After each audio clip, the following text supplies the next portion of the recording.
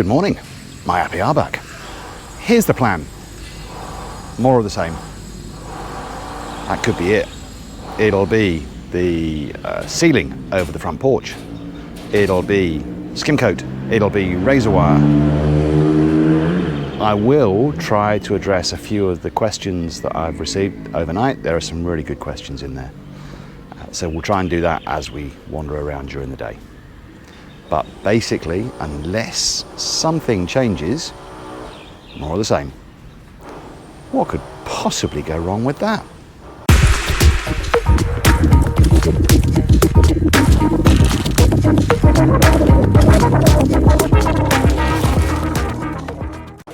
Let's start here this morning. This is always the place I keep coming back to. There will be a lot more work on this ceiling, and it's also the subject of the first question, which was a terrific question from Casa Texpina, who from now on we're just going to call Eagle Eye, who said couldn't see any sign of any drains for this roof. And he's right. There are no drains for this roof. Morning, Manny. So I thought, we've got them. They've done something wrong. And I cornered the engineer this morning. And no, they haven't got anything wrong. There will be drains, two drains, I think, towards the back of the canopy, which is where it slopes to, so that's where they should be. There is nothing in sight at the moment, but yes, they will have drains. But brilliant spot from Eagle Eye. And another question from Eagle Eye. Was there going to be any lighting up on this master bedroom balcony? And the answer is yes. You may be able to make out the orange conduit on the left side. That will lead to two lights up on that balcony. Razor wire. They're working on finishing off this section on the north wall. This is another thing that has generated actually quite a few comments, the latest of which I think is David Craycraft, who raised a very fair question. Do we really need it? Is it necessary? Is this area so unsafe? And I can't give a definitive answer to this one. My answer is I think we're damned if we do and we're damned if we don't. It does kind of draw a little bit more attention to the fact that we're trying to protect something. It's ugly. But at the end of the day, the area that we live in, as I said it a couple of days ago, it's relatively poor. There's a lot of people that have nothing here, almost literally in some cases, nothing. And the reality of building a place like the place we're building is, it could be a target. Now, every Filipino I've ever met so far, almost, is honest. And, the vast majority of people will, of course, not consider trying to do anything bad here. But it only takes one or two who have a stab at getting in here to try and take something. So we have to, in my opinion, do everything we can to try and keep that tiny minority at bay. And this is part of that, along with the other security measures that we will put in place. So David, is it that bad an area? No, it's not.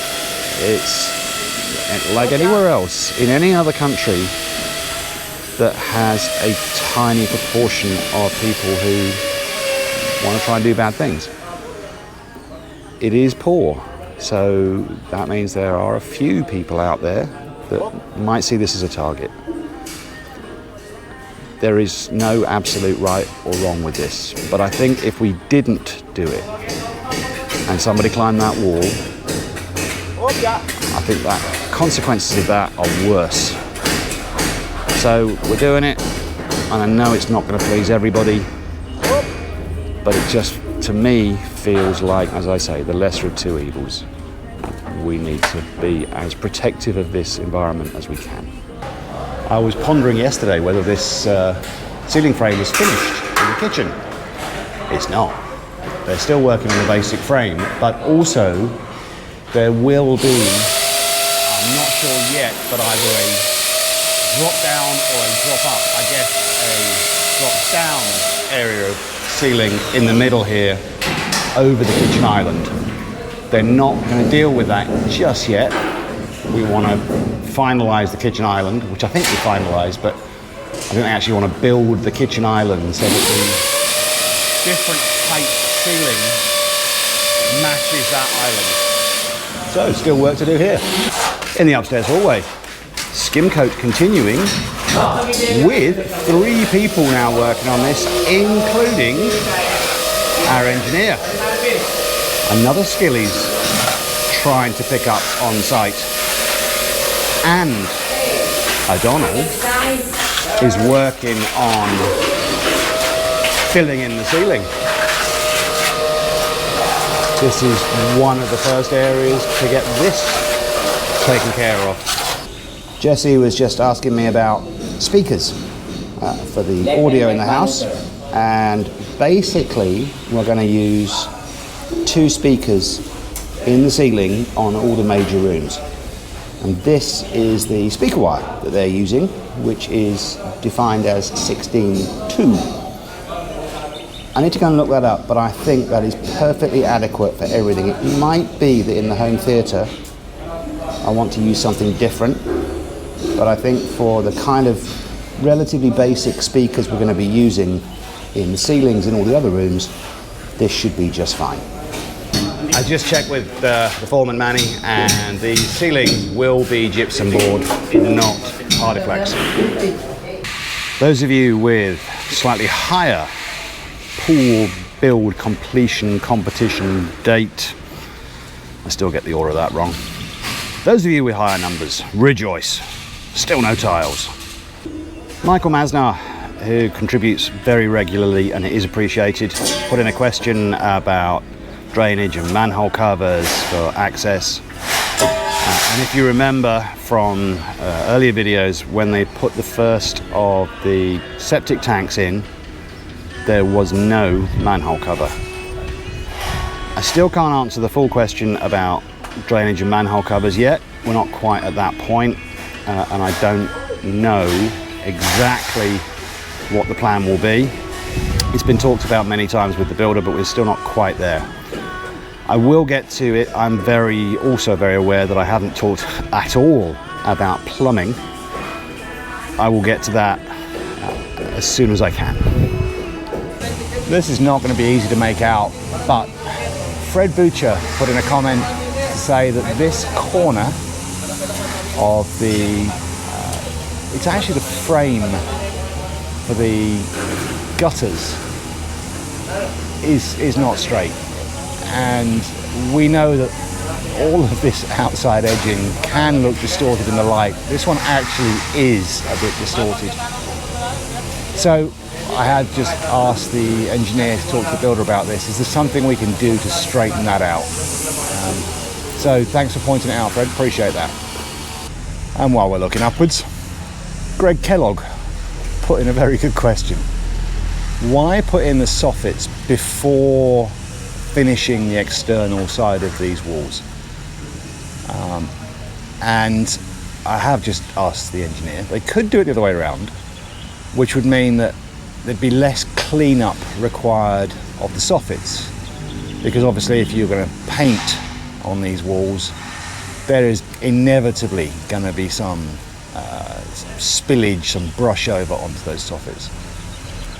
But the answer that I've been given is it is easier to clean up the edge of those soffits than it is to add the soffits afterwards, because it could cause damage to whatever that external finish is, whether it's paint or tiles or something else.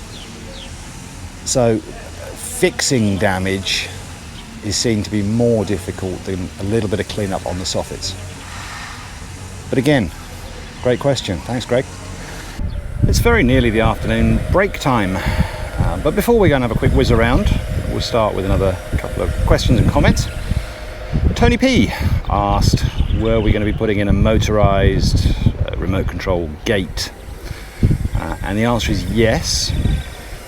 Whether it is swing or slide, I don't know yet. The ones I've seen more often here are slide, but I don't know the builder's decision or suggestion on which one he's going to put in here.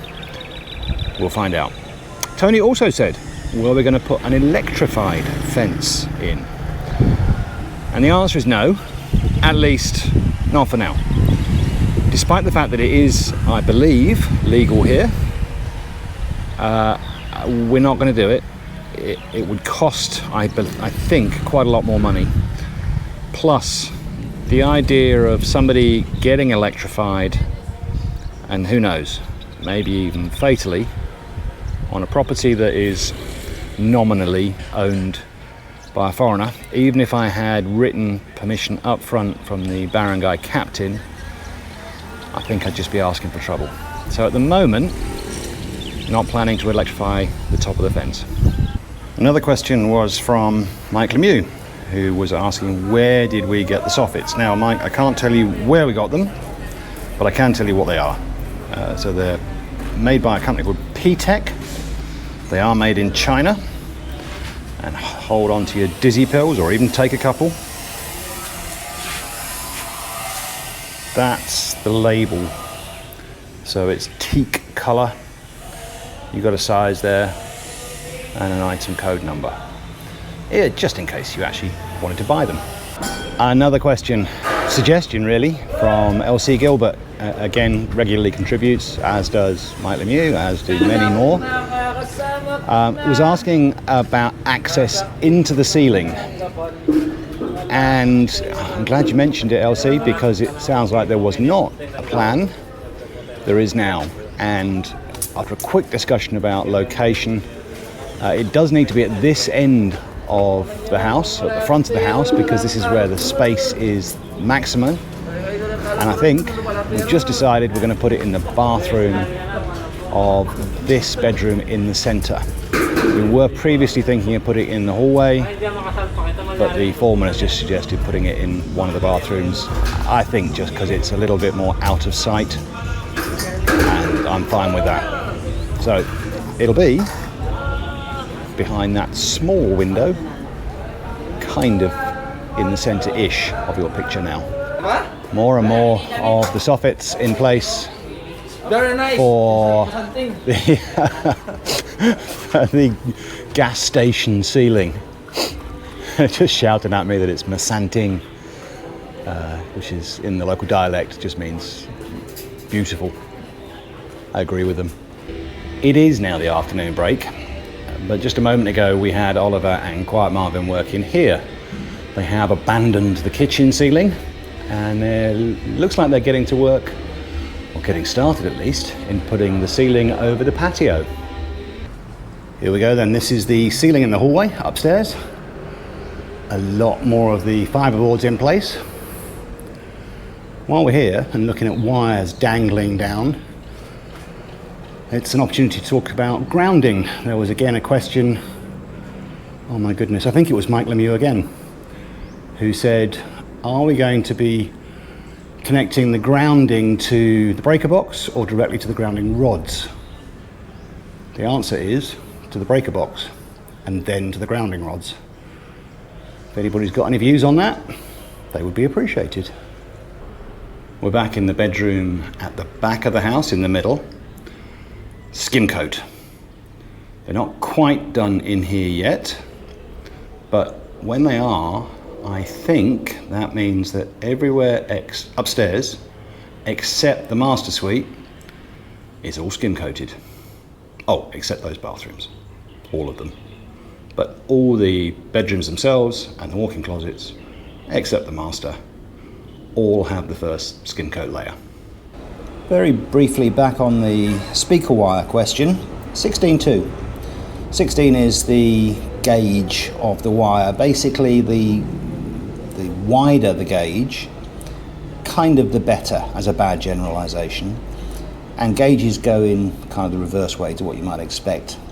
A 12 gauge is quite a lot thicker than a 16 that we have here. So if you could, you'd put something like 12 or even 10 gauge everywhere. The 2 is the number of conductors, and generally speaking you'll have 2 or 4.